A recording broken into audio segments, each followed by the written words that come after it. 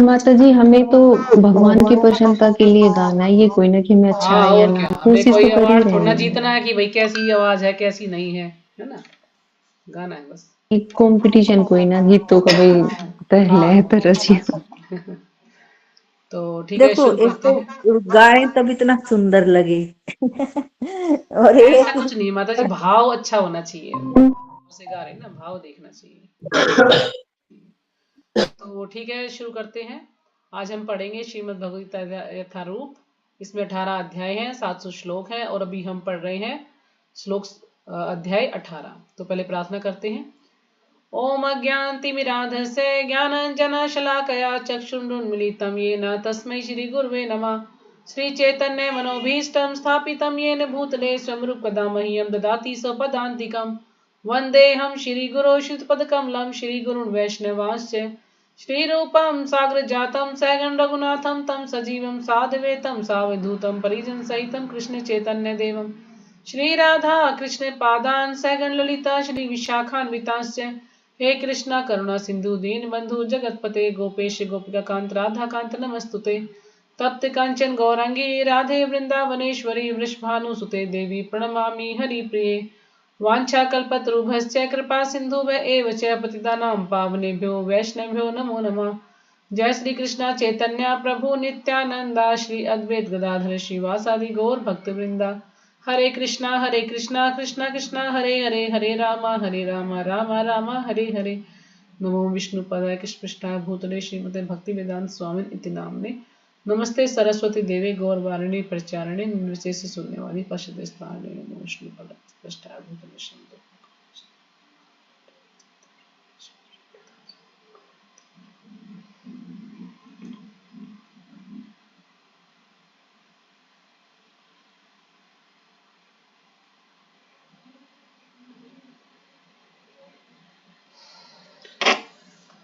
तो आज हम पढ़ रहे हैं अध्याय 18 और श्लोक संख्या आज हम पढ़ेंगे 5।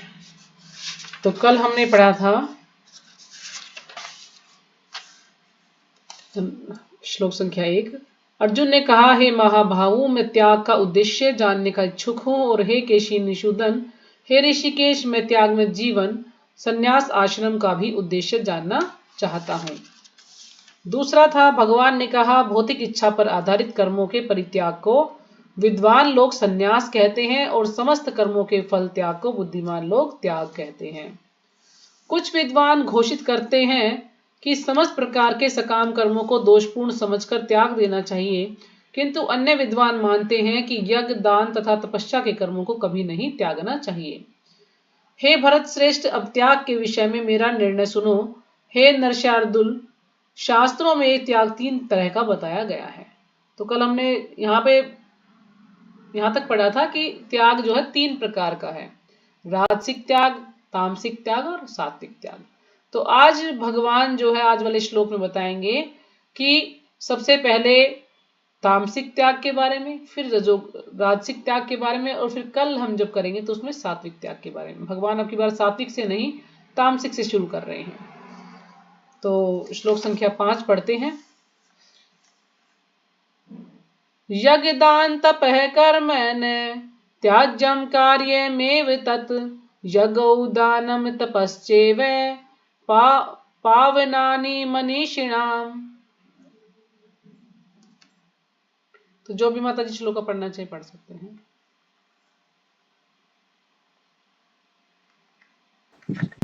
हरे कृष्ण माता जी, दंडवत प्रणाम, सभी के चरणों में दंडवत प्रणाम। श्रीमद् भगवत गीता यथारूप, और इसमें कुल 18 अध्याय हैं, और हम 700 श्लोक हैं, और हम 18वीं अध्याय पे हैं। आज श्लोक संख्या 5 है, और इसमें कुल श्लोक है 78।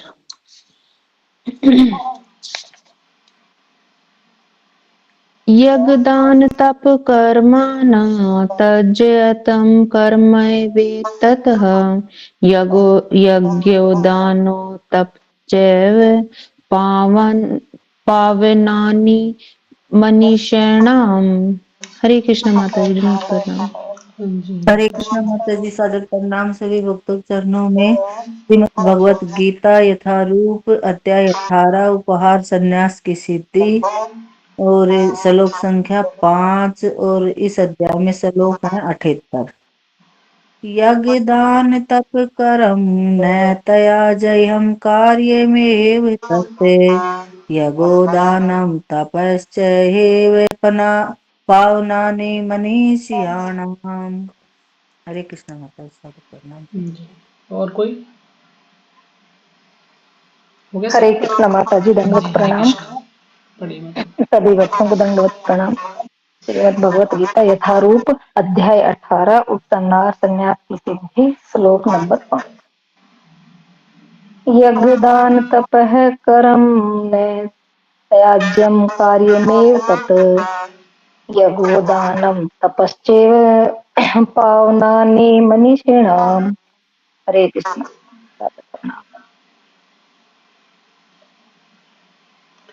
शब्द अर्थ।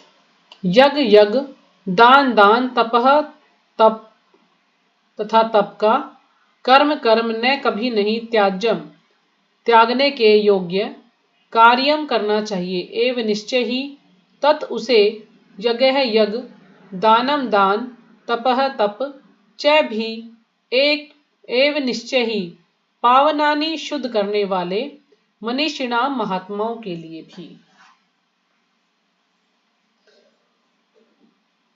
तो अनुवाद, यज्ञ दान तथा तपस्या के कर्मों का कभी परित्याग नहीं करना चाहिए। तो यहाँ पर भगवान बता रहे हैं अर्जुन को कि यज्ञ दान तथा तपस्या के जो कर्म हैं उनको कभी भी नहीं त्यागना चाहिए। यानी हमें यज्ञ भी करना है, दान भी करना है और तपस्या भी करनी है, उन्हें अवश्य संपन्न करना चाहिए। निसंदेह यज्ञ दान तथा तपस्या महात्माओं को भी शुद्ध बनाते हैं। तो हमें किस लिए करना चाहिए ये यज्ञ दान और तप? क्योंकि इससे शुद्धता आती है हमारे जीवन में।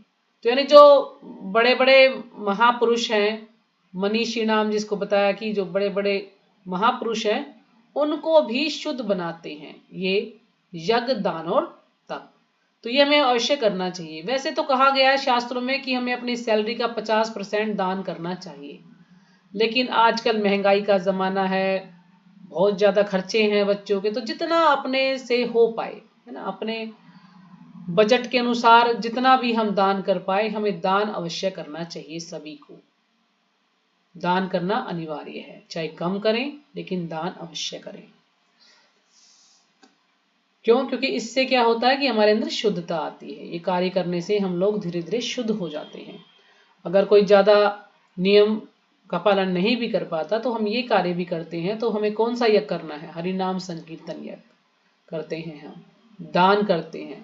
तो दान भी हमने जैसे पहले पढ़ा था, किसको दान करना चाहिए? किसी योग्य व्यक्ति को ही दान करना चाहिए जो कि सुपात्र हो। यानी हम मंदिर में दान कर सकते हैं, गौशाला में दान कर सकते हैं। तो ऐसी जगह पे हमें दान करना चाहिए जहां की हमारे पैसे का कोई गलत इस्तेमाल ना हो। तो ये हमें देख लेना चाहिए, तभी हमें सोच विचार कर दान करना चाहिए। तो तात्पर्य श्रीपाद जी के द्वारा। श्रीपाद जी की जय। योगी को चाहिए कि मानव समाज की उन्नति के लिए कर्म करे। अब जो योगी है उसको कर्म किस लिए करना है? मानव समाज की उन्नति के लिए, कि जो हमारा मानव समाज है उसका कुछ विकास हो सके, तो इसलिए हमें कर्म करना चाहिए। मनुष्य को आध्यात्मिक जीवन तक ऊपर उठाने के लिए अनेक संस्कार पवित्र कर्म है। अब जो ये भी संस्कार होते हैं, जैसे हमने कल परसों भी चर्चा की थी कि 16 संस्कार मुख्य बताए हैं।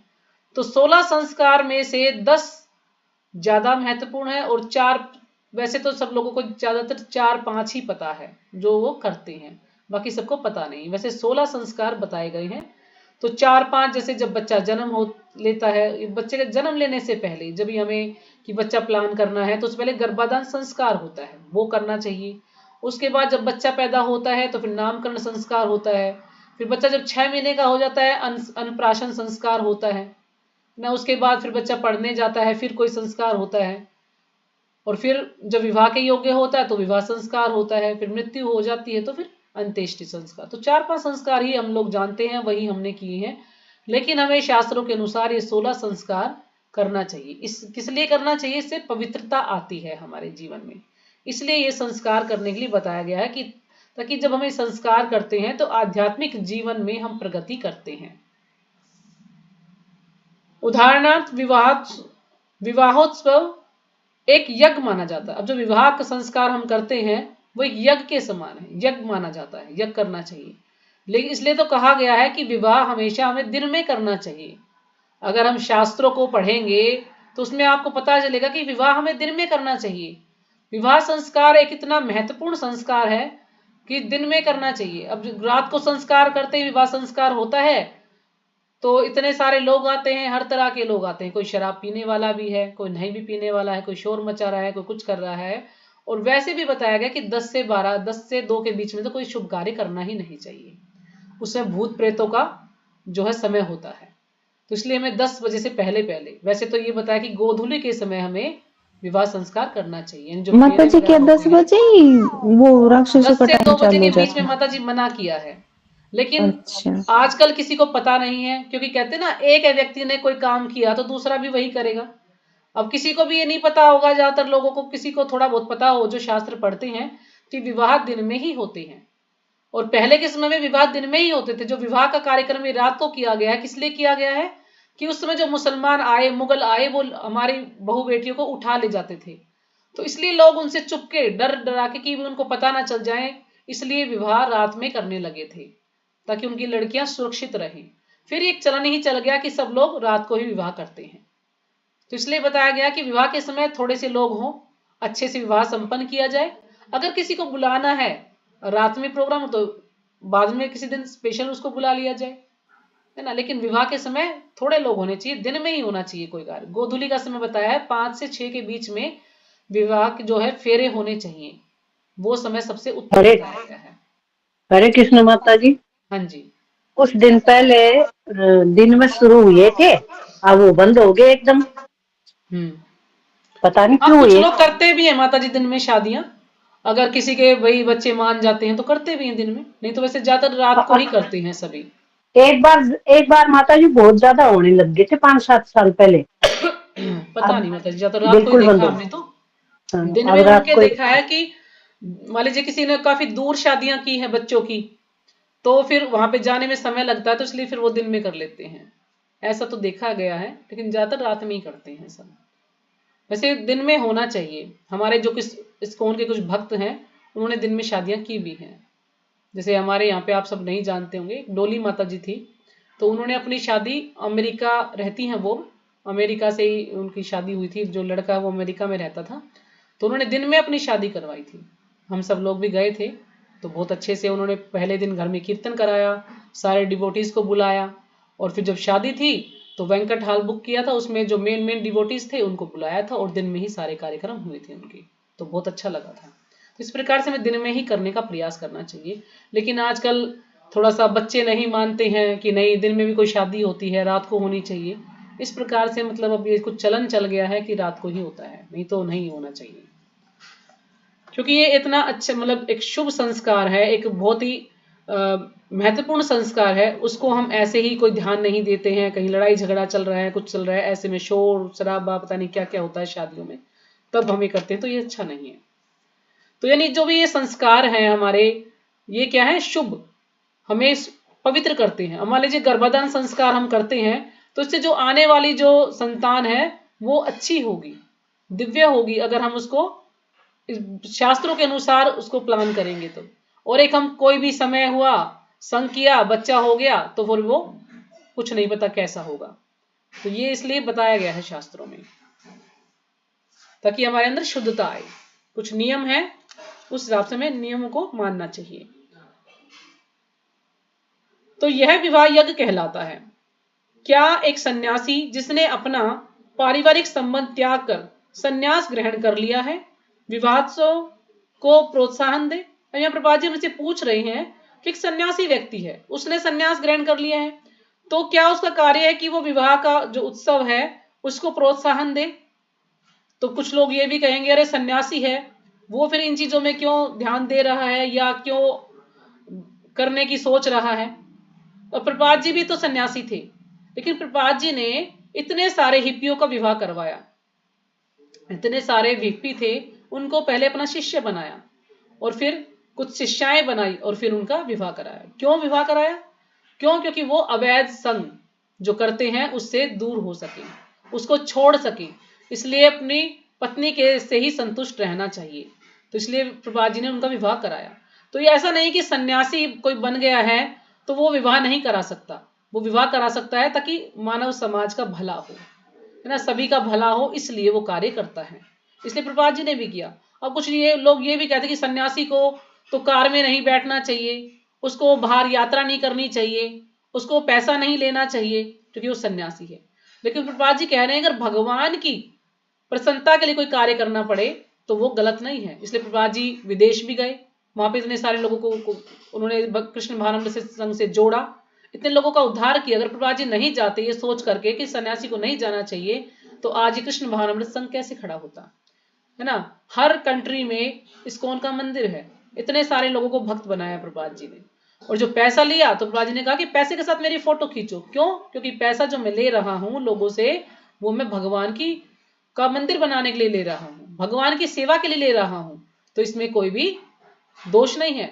और अगर गाड़ी का इस्तेमाल नहीं करेंगे, एरोप्लेन का इस्तेमाल नहीं करेंगे, अब मान लीजिए इतने दूर जाना तो पैदल चल के कौन जाएगा या बस से कौन जाएगा, कितने दिन लग जाएंगे वहां जाने के लिए। लेकिन एरोप्लेन है कि 2 घंटे में पहुंचा देता है, तो इससे समय की बचत होती है। तो इसलिए प्रभुपाद जी ने इन चीजों का इस्तेमाल करने के लिए कहा है, क्योंकि भगवान की प्रसन्नता के लिए, भगवान का प्रचार करने के लिए हम इन चीजों का इस्तेमाल कर सकते हैं, तो इसमें कोई भी बुराई नहीं है। तो इसलिए अगर सन्यासी औरों का विवाह कराता है तो इसमें कोई भी दोष नहीं है। भगवान कहते हैं कि कोई भी यज्ञ जो मानव कल्याण के लिए हो उसका कभी भी परित्याग न करें। तो भगवान ने कहा अगर कोई भी यज्ञ मानव कल्याण के लिए तो उसका हमें क्या करना है, परित्याग नहीं करना है। जैसे इसमें एक छोटी सी स्टोरी सुनाते हैं प्रभुपाद जी कि एक दो व्यक्ति थे, 2 शिष्य थे, तो उनके गुरु ने उनको शिष्य मतलब उनको दीक्षा दे दी थी। तो उन्होंने कहा था उनको कि भाई जो सन्यासी है ब्रह्मचारी उनको स्त्री का संग नहीं करना चाहिए, स्त्री से बात भी नहीं करनी चाहिए, ऐसा उन्होंने उनको बोला। तो एक बार क्या हुआ कि दोनों जो शिष्य थे वो कहीं नदी के पास खड़े थे, तो वहां पर एक स्त्री डूब रही थी। तो एक शिष्य ने कहा कि अरे ये तो डूब जाएगी, इसकी जान बचानी चाहिए हमें। दूसरे ने कहा नहीं नहीं, गुरु ने कहा कि स्त्री का संग नहीं करना है, तो नहीं नहीं हम इसको नहीं बचाएंगे। लेकिन जो पहले वाला था उसने कहा नहीं नहीं ये गलत है, तो उसने जो है वो सब छोड़ करके और उस स्त्री की जान बचाई और फिर उसको जहां पर उसको जाना था वहां पर उसको छोड़ दिया। तो जो दूसरे वाला शिष्य था उसको ये अच्छा नहीं लगा कि उसने ऐसे क्यों किया, गुरु ने मना किया है। तो फिर 1 सप्ताह बीत गया, फिर वो गुरु के पास गए और गुरु को जाके कहने लगा कि गुरु महाराज सुनिए, शिकायत करने लगा कि जो ये शिष्य है आपका इसने स्त्री का संग किया। उसको पूरी घटना बताते कि कैसे कैसे उसने उसकी जान बचाई। तो गुरु महाराज ने कहा ठीक है हम सबको इकट्ठा करते हैं और आपको सजा मिलेगी। उसने कहा क्यों, मेरे को सजा क्यों मिलेगी, कार्य तो उसने किया है, मैंने तो आपको बताया है कि उसने ऐसा किया है। तो गुरु ने कहा कि इसने तो उस स्त्री को आधे घंटे तक उठाया, वहां से निकाला और फिर उसको छोड़ दिया उसके स्थान पर, आधे घंटे तक उसको उठाया, लेकिन तुमने तो 1 हफ्ते से उसको उठा रखा है। क्यों? क्योंकि तुम तो बार बार यही सोच रहे हो कि किस प्रकार से सजा मिले सजा मिले सजा मिले, इस प्रकार से तुम बार बार उस औरत का ही चिंतन कर रहे हो किसने उसको उठाया था, तो इसलिए तुम ज्यादा कसूरवार हो। क्योंकि हमें क्या है ना, प्रैक्टिकल होना चाहिए। ऐसा नहीं है कि अगर गुरु ने कहा कि स्त्री का संग नहीं करना, कोई मर रहा है तो उसे भी हम मरने के लिए छोड़ दें, ऐसा नहीं होना चाहिए। ठीक है, गुरु ने कहा है कि हम स्त्री का संग नहीं करना चाहिए सन्यासी को, तो ये बात ठीक है, लेकिन अकेले में संग नहीं करना चाहिए। जैसे प्रभुपाद जी ने तो इतनी सारी औरतों को शिष्या बनाया है ना, जेंट्स से तो ज्यादा औरतें थी जो उनकी शिष्या थी, और उन्होंने सबने प्रभुपाद जी की खूब सेवा भी की है, खूब मदद भी की है, हर तरह का कार्य। कुछ औरतें कुक में अच्छी थी, कोई ड्राइंग में अच्छी थी, कोई चित्रकारी में अच्छी थी, बहुत सारी औरतें थी जिन्होंने प्रभुपाद जी की प्रचार कार्य में सहायता की है। तो जो भक्ति सिद्धांत सरस्वती महाराज हैं वो भी औरतों से नहीं मिलते थे, लेकिन अकेले में नहीं मिलते थे। तो ये कहा गया कि जब सन्यासी है तो उसको एकांत में किसी औरत से बात नहीं करनी चाहिए। हाँ, अगर बहुत सारे लोग बैठे हैं और कोई औरत है वहां पर, कोई कुछ पूछना चाहती है तो हम उसका जवाब दे सकते हैं, लेकिन अकेले में हमें संग नहीं करना चाहिए। तो ये बताया। लेकिन कुछ लोग इसको गलत ले लेते हैं कि नहीं नहीं ये तो ऐसे है, ऐसे नहीं, ऐसे बताया गया है, ऐसे करना है, ऐसा हमें नहीं करना है। तो यानी कहने का मतलब ये है कि जो कुछ प्रकार के जो कार्य इस प्रकार के हैं हमें उनका त्याग नहीं करना चाहिए कि हम सन्यासी बन गए और ये कह दिया भी औरत से बात नहीं करनी, कोई मर रहा है उसको मरने दो, तो ऐसा नहीं करना चाहिए। जो कार्य जरूरी है वो हमें करने चाहिए।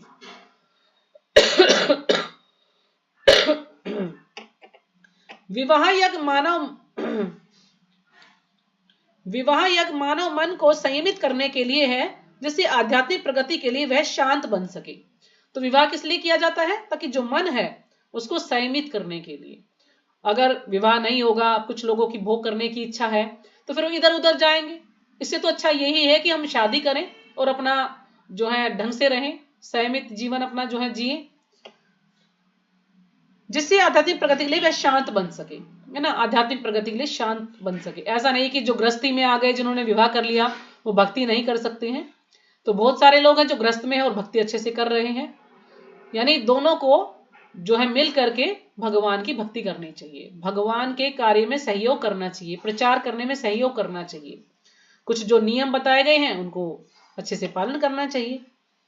तो सन्यासी को भी चाहिए कि इस विवाह या की संतुति अधिकांश मनुष्यों के लिए करे ना। सन्यासी का कर्तव्य है कि जो और लोग हैं उनके लिए विवाह की संतुति करे। यानी और लोगों को ऐसा नहीं कि सभी ब्रह्मचारी बन जाएंगे। अगर कोई विवाह करना चाहता तो विवाह कर सकता है, अगर कोई विवाह नहीं करना चाहता, कुछ स्त्रियां भी हैं जो विवाह नहीं करना चाहती हैं, तो वो ना करे, ऐसा भी हो सकता है। क्यों? क्योंकि मान लीजिए कुछ स्त्रियां हैं जो विवाह नहीं करना चाहती, हो सकता है पिछले जन्म में वो कोई साधु रही हो और किसी कारण से उनका पतन हो गया हो, तो उसका इस युग जो है जन्म में उनको स्त्री बना दिया गया हो, तो इसलिए विवाह नहीं करना चाहती हैं वो, तो विवाह ना करें।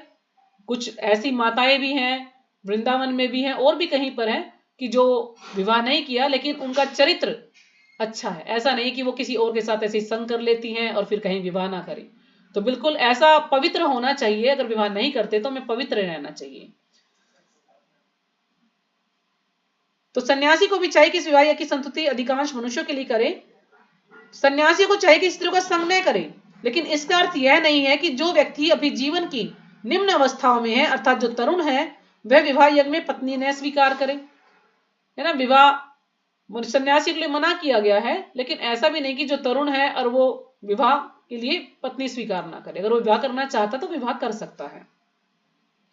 सारे यज्ञ परमेश्वर की प्राप्ति के लिए हैं, अतएव निम्नतर अवस्था में यज्ञों का परित्याग नहीं करना चाहिए। तो यानी कुछ अवस्थाओं में हमें इसका परित्याग नहीं करना चाहिए। इसी प्रकार दान हृदय की शुद्धि के लिए है। अब जो दान है वो हमारे हृदय को शुद्ध करता है, क्योंकि जब हम किसी को कुछ देते हैं तो इससे हमारा हृदय शुद्ध होता है। तो इसलिए दान की संतुति की गई है, दान की प्रशंसा की गई कि दान अवश्य करना चाहिए। यदि दान सुपात्र को दिया जाता है तो इससे आध्यात्मिक जीवन में प्रगति होती है। अगर हम किसी योग्य व्यक्ति को दान करते हैं, मान लीजिए हम गौशाला में दान करते हैं, या भगवान के मंदिर बनने के लिए दान करते हैं, या भक्तों की सेवा के लिए दान करते हैं, तो इससे हमारी आध्यात्मिक जीवन में प्रगति होती है, जैसा कि पहले ही वर्णन किया जा चुका है। तो हम सबको जो है दान अवश्य करना चाहिए। दान करने से क्या है कि हम जब दान करते हैं तो हमारी चेतना भी शुद्ध होती है ना। जब हम भगवान के लिए मंदिर के लिए दान करते हैं तो इससे हमारी चेतना शुद्ध होगी। जब हम भगवान का नाम लेते हैं तो हमारी चेतना शुद्ध होगी। जैसे कि इसमें एक छोटी सी कहानी है कि एक राक्षस था, एक ब्रह्म राक्षस था। तो एक ब्राह्मण था। अब ब्राह्मण तो भगवान की भक्ति में लगा हुआ था, वो हरे कृष्ण महामंत्र का जप कर रहा था। तो एक ब्रह्म राक्षस वहां पर आया। अब वो उसको खाने के लिए आया था कि मैं इस ब्राह्मण को खा लूं। लेकिन जैसे ही जब भगवान के नाम का कीर्तन उसके कानों में पड़ा, है ना, भगवान के नाम उसके कानों में पड़ा, तो फिर क्या हुआ कि उसका जो खाने की इच्छा थी कि ब्राह्मण को मैं खा जाऊं, उसकी जो एक खाने की इच्छा थी वो समाप्ति ही हो गई। तो उस ब्रह्म राक्षस ने जब भगवान के नाम का कीर्तन सुना तो उसकी इच्छा समाप्त हो गई और उसने उस ब्राह्मण को छोड़ दिया। तो यानी जो भगवान का नाम है इतना पवित्र है, अगर कोई एक बार भी सुनता है तो उसका कुछ ना कुछ भला होता है, उसकी चेतना शुद्ध होती है। और हम लोग अब इतने जन्मों से हम कुछ ना कुछ कर्म करके आए हैं, है ना, हमारे इतने सारे जन्म हुए हैं, पता नहीं किस जन्म में हमने क्या कर्म किया है। तो जब भगवान का नाम लेते हैं हम, तो इससे क्या होता है कि हमारी चेतना शुद्ध होती है, और जो भी हमने पाप कर्म किए हैं वो धीरे धीरे हमारे वो कट जाते हैं, नष्ट हो जाते हैं, नहीं तो और किसी चीज से वो कर्म नष्ट नहीं होंगे। तो इसलिए जो ये संस्कार, अगर कोई वर्ण आश्रम में है, कोई भक्ति नहीं भी करता है, लेकिन ये संस्कार भी यदि करता है पूरे अच्छे से, तो भी वो पवित्र होता है, शुद्ध होता है, उसकी चेतना जो है धीरे धीरे शुद्ध होती है। भक्ति अवश्य करनी चाहिए, लेकिन वो कहते हैं ना से कुछ तो भला, तो कम से कम वो इन संस्कारों को भी करता है तो भी उसकी चेतना कुछ तो शुद्ध होती ही है। तो हमें संस्कार अवश्य करने चाहिए, और जो यज्ञ जो है, यज्ञ हरिनाम संकीर्तन यज्ञ करना चाहिए, दान भी देना चाहिए और तपस्या भी करनी चाहिए। तपस्या यानी जो भी हमें नियम बताए गए हैं शास्त्रों के अनुसार, जो भी हमारे कर्तव्य हैं वो हमें जो है उनको निभाना चाहिए, उनको करना चाहिए। ऐसा नहीं है कि नहीं मैं तो इसको नहीं कर सकता, मैं इसको नहीं करूंगा, ऐसा नहीं है। हमें जो भी नियम दिए गए हैं शास्त्रों में उसको मानना चाहिए, उनका पालन करना चाहिए अच्छे से। तो ठीक है, अगला श्लोक पढ़ते हैं। श्लोक संख्या 6। एतान्यपि तु कर्माणि संगम त्यक्त्वा फलानि च कर्तव्यानीति मे पार्थ निश्चितं मतम उत्तमम। तो पढ़िए जो हरे भी पढ़ना कृष्णा चाहिए। माता जी, सादर प्रणाम सभी भक्तों के चरणों में। श्रीमद् भगवत गीता यथारूप अध्याय 18 उपहार संन्यास की सिद्धि, श्लोक संख्या 6। यतानि अपि तु कर्माणि संगं त्यक्त्वा फलानि च कर्तव्येवयानीति मे पार्थ निश्चितं मतमुतमम्। हरे कृष्णा माता जी, सादर प्रणाम। हरे कृष्ण माता जी। श्लोक संख्या 6। एतानि अपि तु कर्माणि संगं तत्वक्तवा फलानि च कर्तव्यानीति मे पार्थ निश्चितं मतम उत्तम। हरे कृष्ण माता जी, हाँ जी, हरे कृष्ण। धन्यवाद प्रणाम। हरे कृष्ण अध्याय 18 श्लोक संख्या 6। एतान्यपि तु कर्माणि संगं त्यक्त्वा फलानि च कर्तव्यानीति मे पार्थ निश्चितं मतमुततम्। हरे कृष्ण। हरे कृष्ण माता जी, दंडवत प्रणाम सभी माताओं को, दंडवत प्रणाम। एतानि अपि तु कर्माणि संगं त्यक्त्वा फलानि च कर्तव्यानीति मे पार्थ निश्चितं मत्मुत्तमम्। हरे कृष्ण माता जी। हाँ जी, हरे कृष्ण। हरे कृष्ण माता जी, सादर प्रणाम। एतानि अपि तु कर्माणि संगं त्यक्त्वा फलानि च कर्तव्यानीति मे पार्थ निश्चितं मतम् उत्तमम्। हरे कृष्ण माता जी। हरे कृष्ण माता जी, हाँ सादर जी, हरे प्रणाम। अध्याय 18 श्लोक संख्या 6।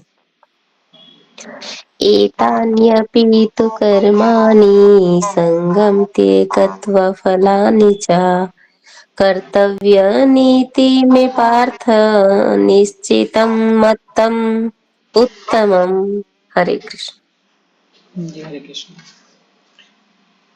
तो जैसे दान के एक बात और भी है, मान लीजिए अगर कोई इतना गरीब है या कुछ उसकी परिस्थिति ऐसी है कि वो दान नहीं कर सकता है ना, तो हम क्या कर सकते हैं, हम जो भगवत गीता लोगों को दे रहे हैं ना, सुना रहे हैं, प्रचार कर रहे हैं, ये भी एक दान है। तो हम भगवत गीता का दान कर सकते हैं, गीता दे भी सकते हैं, उनको ज्ञान भी दे सकते हैं। अगर हम उनको भगवत गीता ज्ञान दे रहे हैं तो वो भी दान ही है, तो वैसा हम कर सकते हैं। नहीं तो कोई और सेवा कर, जैसे मंदिर में जाते हैं, मंदिर की सफाई करें, वो भी दान है।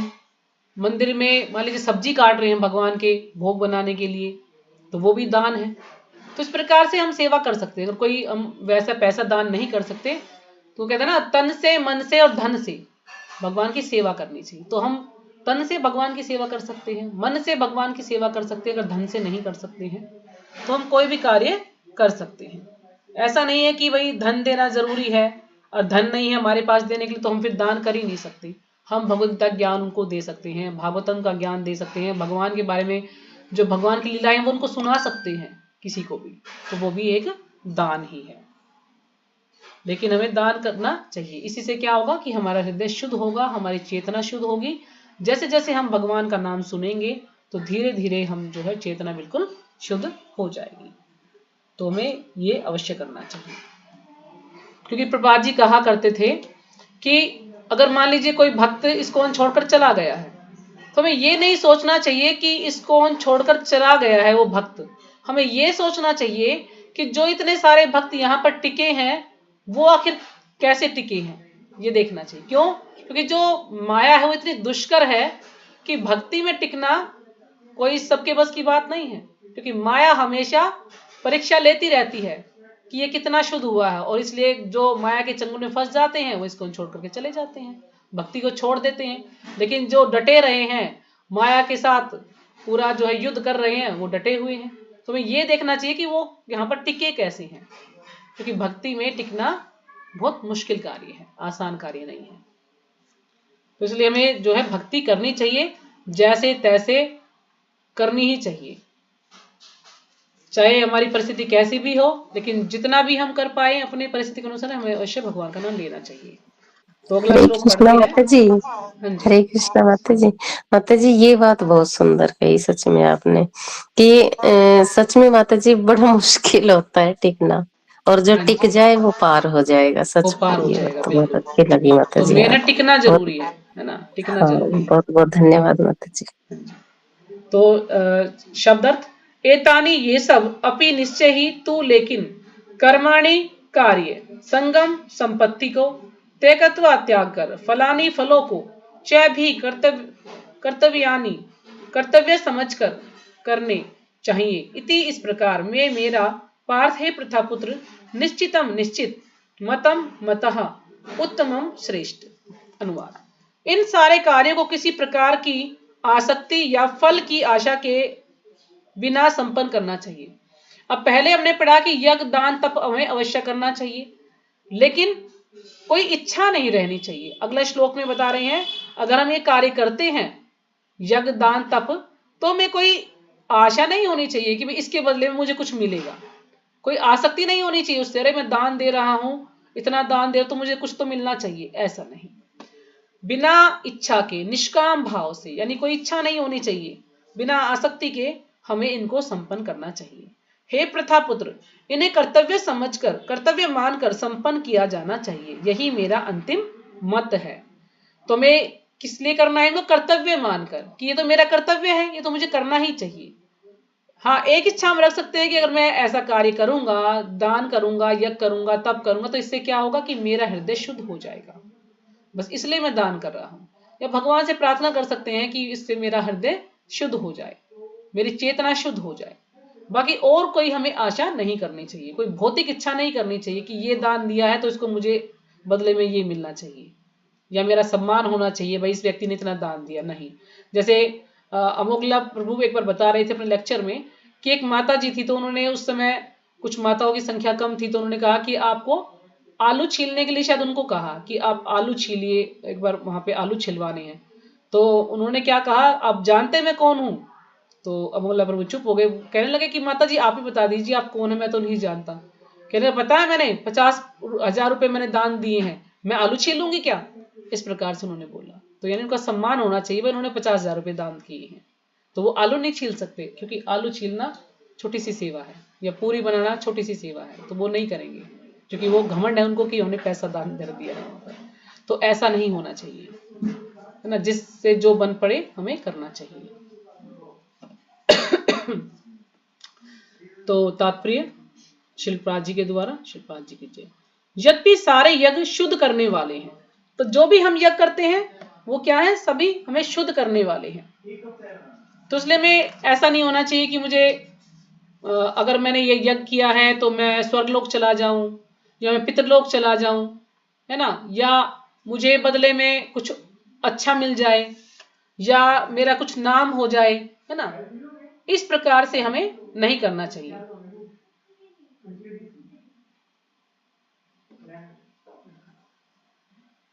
तो ऐसा हमें नहीं सोचना चाहिए। तो 1 मिनट माता जी आप, चलो मैं पूरा ही कर देती हूँ श्लोक को। तो लेकिन मनुष्य को ऐसे कार्यों से किसी फल की इच्छा नहीं करनी चाहिए ना, कोई फल की इच्छा नहीं करनी चाहिए कि भाई मेरा ये कार्य,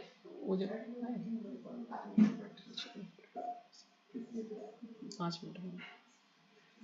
तो दूसरे शब्दों में जीवन में जितने सारे यज्ञ भौतिक उन्नति के लिए हैं, उनका परित्याग करना चाहिए, है ना। जितने भी यज्ञ हैं भौतिक उन्नति के लिए हैं, उनका परित्याग करना चाहिए। यानी हमें क्या करना है कि ऐसा कुछ नहीं करना कि हमें ये सोचे कि भाई नहीं ये कार्य होना चाहिए, मुझे ये मिलना चाहिए बदले में, मैं पितृलोक चला जाऊं, स्वर्गलोक चला जाऊं, या मेरा जो है बहुत बड़ा महल बन जाए, है ना। इस प्रकार से नहीं सोचना चाहिए। या लोग मेरी जो है जगह जगह सम्मान करें, है ना, मेरी प्रशंसा करें कि भी इसने तो बहुत दान दिया है, ऐसे इस सोचकर नहीं करना चाहिए।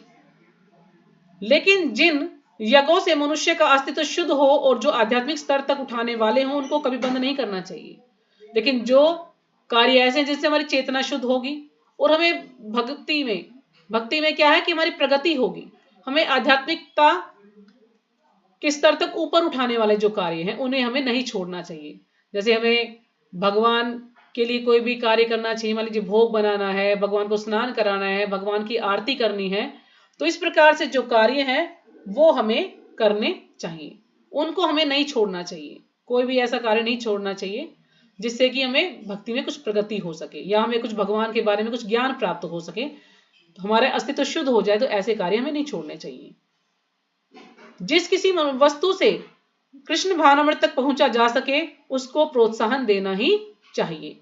श्रीमद् भागवत में भी यह कहा गया है कि जिस कार्य से भगवत भक्ति का लाभ हो उसे स्वीकार करना चाहिए, है ना। भागवत में भी कहा गया है कि जिस कार्य से हमें भगवत भक्ति का यानी भगवान के लिए कोई भी भगवान की भक्ति का कोई भी हम भक्ति करते हैं, भगवान के बारे में यानी भगवान को प्रसन्न करने के लिए कोई भी कार्य करते हैं, तो हमें उन कार्य को छोड़ना नहीं चाहिए, उनको स्वीकार करना चाहिए, जिससे हमारी भक्ति में और प्रगति हो सके।